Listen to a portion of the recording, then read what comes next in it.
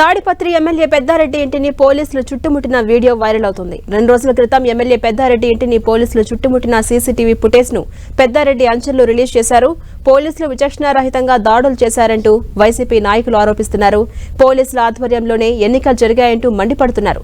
తలుపులు పగలగొట్టి ఎమ్మెల్యే ఇంట్లోకి చొరబడిన పోలీసులు ఫర్నిచర్ ధ్వంసం చేశారంటూ వైసీపీ నేతలు ఆరోపిస్తున్నారు.